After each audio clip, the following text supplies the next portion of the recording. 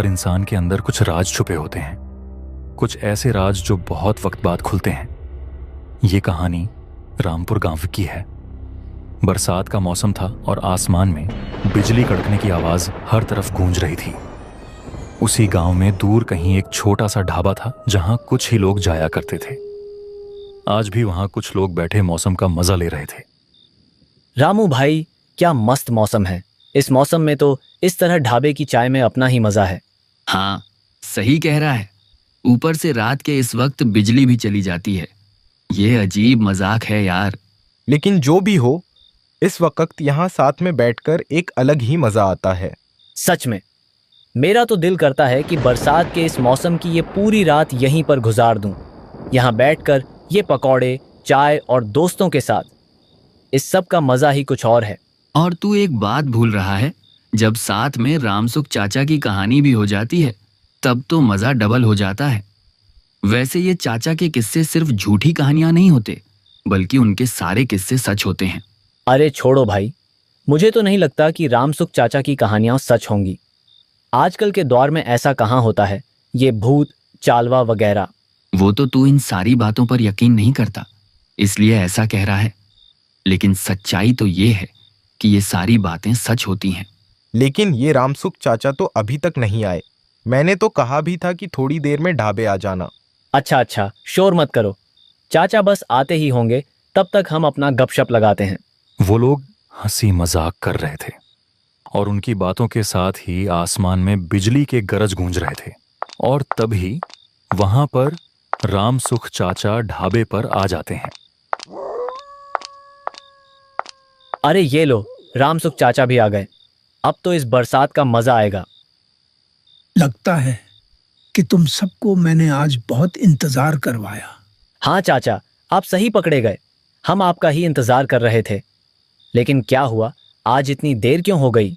वो आज मुझे घर पर थोड़े काम थे और ऊपर से बिजली भी चली गई, तो इस वजह से थोड़ी देर हो गई। अच्छा, लेकिन हम तो सोच रहे थे कि आज तो आप आएंगे ही नहीं। हमें तो आपकी कहानी के बिना यहाँ कोई मजा ही नहीं आता।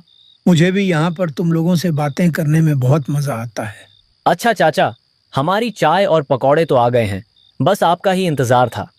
अब ये बताइए, आज कौन सी कहानी सुनाएंगे? अच्छा, अब मैं आ गया हूँ, तो अब मैं तुम्हें लोगों को एक सच्चा किस्सा सुनाता हूँ। चाचा वहीं ढाबे पर बैठ जाते हैं और उन्हें कहानी सुनाना शुरू कर देते हैं। अच्छा, आज मैं तुम्हें लोगों को अपनी जिंदगी का एक खौफनाक किस्सा सुनाने जा रहा हूँ। ये बात उस वक्त की है जब मैं जवान हुआ करता था। उस दिन तूफानी बरसात की रात थी और पूरे गांव में तेज बारिश हो रही थी। हर तरफ बिजली की कड़क और गरज की आवाजें आ रही थी।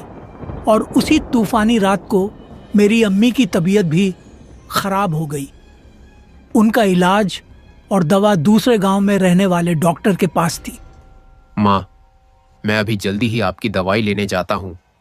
आप परेशान मत हो, आप जल्दी ठीक हो जाएंगी। दीपक चाचा हमारे साथ वाले गांव में ही रहते हैं।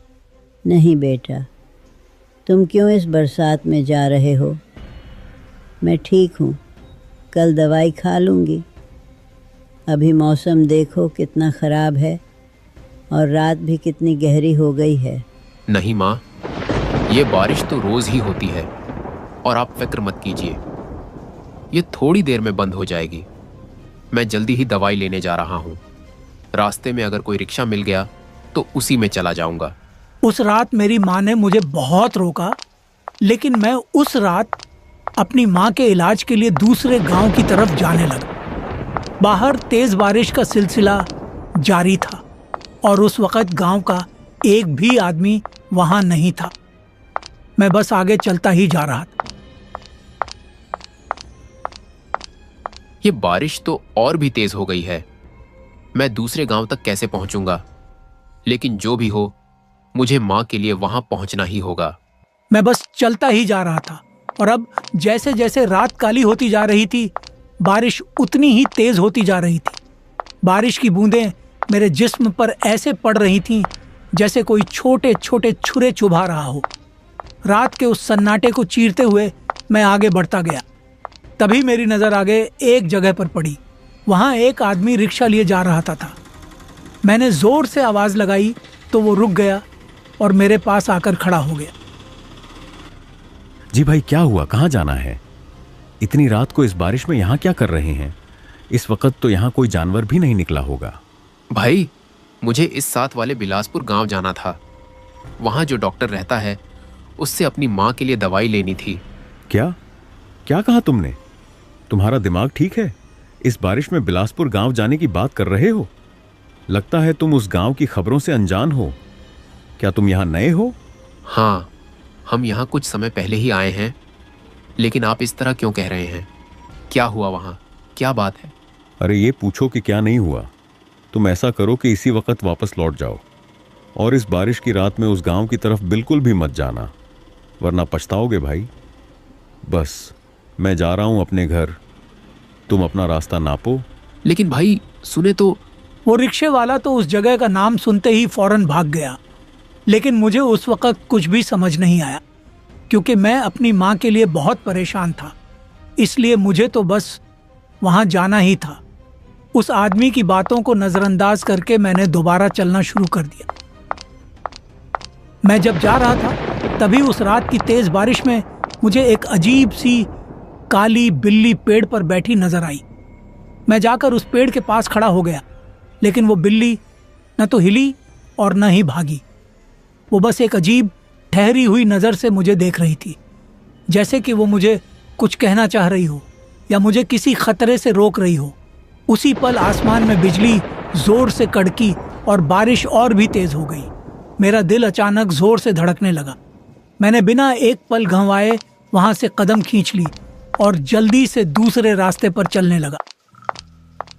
मैं फिर थोड़ी देर के लिए रुकने के लिए एक पेड़ के नीचे खड़ा हो गया। मैंने सोचा कि शायद ये बारिश थोड़े समय में बंद हो जाए। तभी मेरे सामने से एक बेहद प्यारी सी लड़की आई और मेरे साथ खड़ी हो गई। वह मुझे बस घूरते ही जा रही थी। वैसे एक तरफ मेरे दिल को थोड़ी तसल्ली भी मिल गई कि चलो, इस बरसात की रात में इस सुनसान जगह पर कोई और भी है। फिर कुछ देर बाद मैंने उससे कहा, आप कौन हैं और इस बरसात में इस सुनसान रास्ते पर अकेले क्या कर रहे हैं? मैं इस गांव में काम करती हूँ।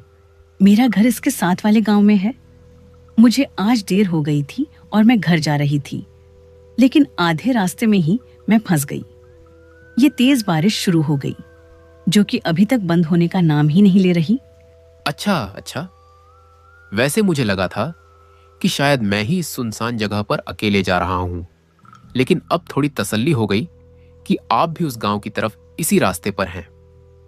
वैसे मैं भी उसी गांव की तरफ ही जा रहा हूं। ये तो फिर बहुत अच्छी बात है। आप प्लीज मेरी मदद कर सकते हैं? मुझे इस बरसात की रात में इस सुनसान रास्ते से जाने में डर लग रहा है। यहाँ पर ना तो कोई रिक्शा है इस वक्त और ना ही कोई टैक्सी। मदद? लेकिन कैसे मदद करूं मैं आपकी? आप भी उस गांव की तरफ जा रहे हैं, मेरा घर भी वहां है। क्या आप ऐसा कर सकते हैं कि हम साथ में ही वहां चलें?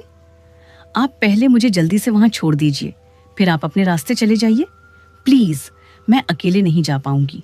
ठीक है, मैं वैसे भी वहां ही जा रहा था। मैं आपको हिफाजत से घर छोड़ दूंगा, फिर मैं अपने काम के लिए चला जाऊंगा। अच्छा, सही है। आपका बहुत बहुत शुक्रिया। अब मैं और वो लड़की उस तेज बारिश में साथ में ही सफर करने लगे। पूरे रास्ते में बारिश की बूंदें तेजी से हमारे जिस्म पर पड़ रही थीं। रास्ता और भी सुनसान हो गया था और चारों तरफ अंधेरा फैला हुआ था। हर तरफ से अजीब अजीब आवाजें आ रही थीं और फिर बिजली की कड़क की आवाज माहौल को और भी डरावना बना रही थी। जब मैं और वो लड़की जा रहे थे तभी आधे रास्ते में मुझे एक अजीब से जानवर की चीख सुनाई दी। वो आवाज इतनी डरावनी थी कि उसकी गूंज पूरे जगह में फैल गई। अरे, ये खौफनाक आवाज! अब तो मुझे लग रहा है कि उस गांव जाते हुए माहौल और भी बढ़ रहा है। ये माहौल कैसा भयानक होता जा रहा है, और ऊपर से ये जानवरों की आवाजें। उफ! हाँ, ये उस गांव की तरफ जाने वाला रास्ता सच में बहुत सुनसान है। मुझे भी इसलिए अकेले डर लग रहा था, लेकिन ये तो अच्छा हुआ कि हम दोनों साथ में जा रहे हैं। मेरा डर भी थोड़ा कम हो गया।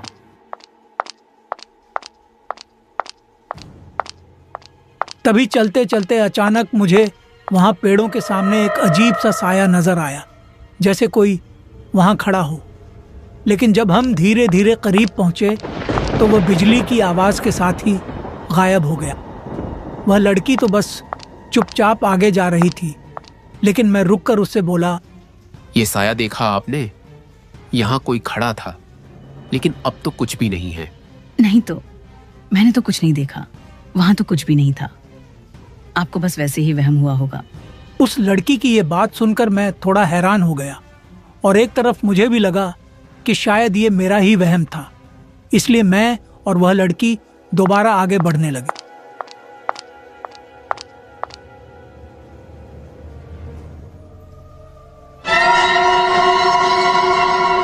बारिश बहुत तेज थी और वहां से जाते हुए मुझे फिर ऐसा नजर आया जैसे सामने कोई बच्चा जमीन पर पड़ा हुआ हो।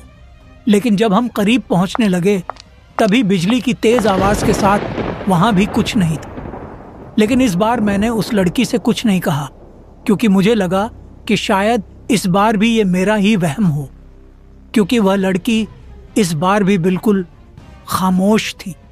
हम दोबारा अब चलने लगे। पूरी जगह सुनसान थी और बारिश से भरी हुई, और थोड़ी देर बाद मैं और वह लड़की उसके घर तक पहुंच गए। उसका घर मुझे बहुत अजीब और सुनसान लगा। मैं उसके घर को थोड़ी देर तक देखता रहा। ये लीजिए, मेरा घर आ गया। आपका बहुत बहुत शुक्रिया कि आपने मेरी मदद की। अगर आप ना होते तो पता नहीं मैं इस बारिश में कैसे पहुंच पाती। नहीं, कोई बात नहीं, बस आपको खैरियत से यहाँ पहुंचा दिया। अब मैं अपनी मंजिल की तरफ चलता हूँ, मुझे पहले ही देर हो चुकी है। रुकिए, आप ऐसे नहीं जा सकते। मेरा मतलब है कि आप थोड़ी देर यहीं रुकें, मैं आपके लिए छतरी लेकर आती हूँ। आप उसके सहारे इस बारिश से थोड़ा बच जाएंगे। अच्छा, यहाँ पर ही रुके रहें, जाना मत, ठीक है?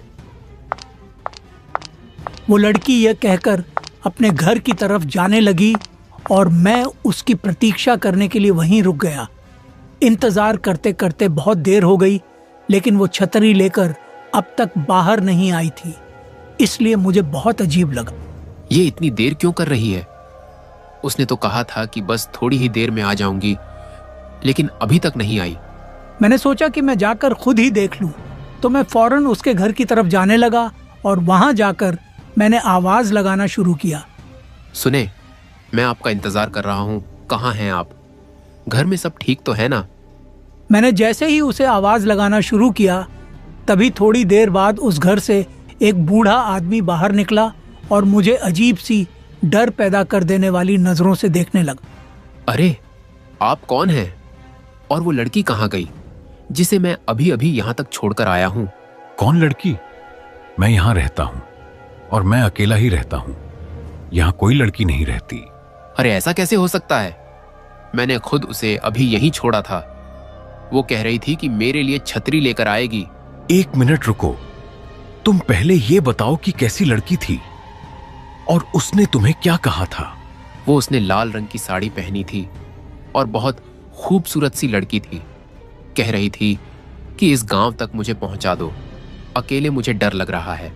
अच्छा, तो तुम्हारा सामना भी उस अनामिका से हुआ है। अनामिका? कौन अनामिका?